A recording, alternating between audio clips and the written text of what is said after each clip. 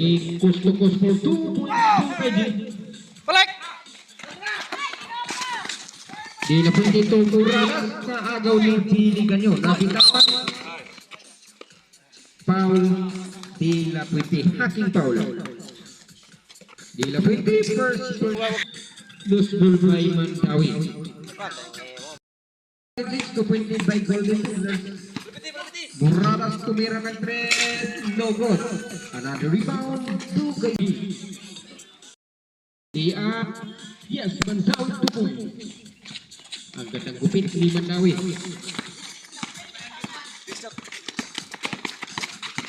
Muradas.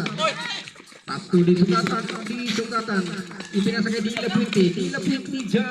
Yes, di Lapwinti 2 points. Downtown to Naro.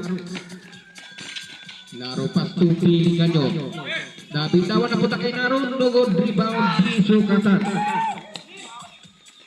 Pasto di Lapwinti. Kilit! 2 point Esmeralda.